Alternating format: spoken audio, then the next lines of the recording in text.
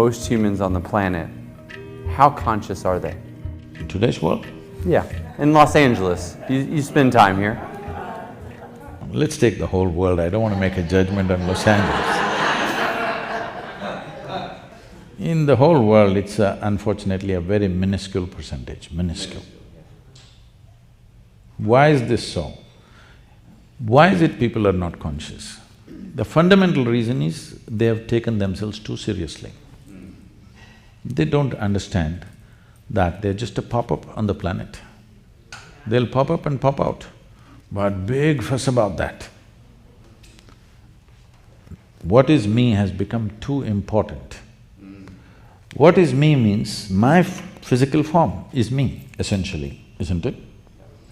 So, once my limitations become very important, there is no way to be conscious. You're just becoming self-defeating in the process, it doesn't matter how hard you try. The only and only reason why the entire world is not naturally enlightened is they're dead serious about their lives. They've not come to ease with their life, they're too serious about it. See, you've just been through an engineering online process. If you take the very solar system, in this cosmos, this solar system is a tiny speck. In that speck, planet Earth is a micro speck. In that micro speck, Los Angeles is a super micro speck. In that, you're a big man. This is a serious problem, it's not a small problem. So once you create this problem, then you cannot be conscious, you can only be mentally alert because it's all about survival. The more mentally alert you become, more you tend to become like a carnivorous animal. You know, a carnivorous animal is very mentally alert because every day he has to hunt his food.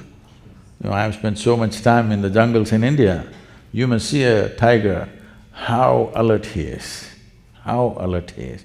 Because if he's not alert, he's not going to get food, he's going to die of starvation.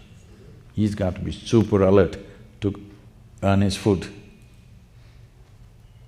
Most people think tigers can kill what they want. No, it's very, very difficult for him to get his prey because all the herbivorous animals are faster than him and they sweat in the body, so they can run longer.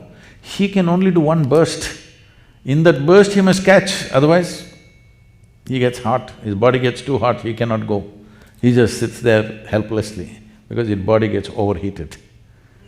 You must watch this whole game, how it goes on, how frustrated he is that he can't get his food. He knows his energy levels are going down and as time passes by, he will become more incapable of getting his food. You should see the anxiety on his face.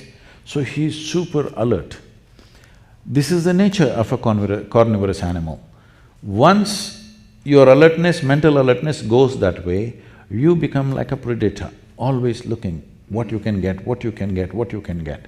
It may be in whatever levels of life that people are involved in, but all the time they're trying to grab something because mental alertness creates that.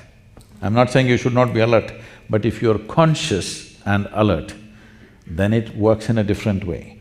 But if you just ramp up your mental alertness, you will become like a hunter all the time, waiting, crouching for something. And if I heard you correctly, many people who are pursuing consciousness end up just becoming more mentally alert. And so, how does one strive to have more consciousness, but if it's not something you can work at or work towards, what is the path? See, the very question when you say to pursue consciousness, how will you pursue consciousness? Or I guess a higher consciousness. In which direction will you pursue? I think in… Because you are consciousness, isn't it? Where is the need to pursue this? See, we can pursue certain levels of competence in the world.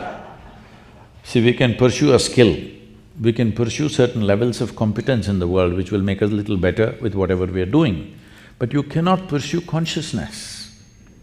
This has to come to ease, then only it'll become conscious. When it becomes very alert, it becomes like an animal. So, becoming an animal means it's not that something wrong, But in the evolutionary scale of things, you're going backwards. See, the most significant aspect of being human is this, that you can determine the nature, the scope and the pace of your evolution, unlike any other creature. This is the most important aspect of being human, that you can determine the nature, scope and the pace of your own evolution, which no other creature can determine. For them, nature pushes them at whatever pace it pushes them. That's what yoga means, tools of transformation, so that you can hasten your evolutionary process.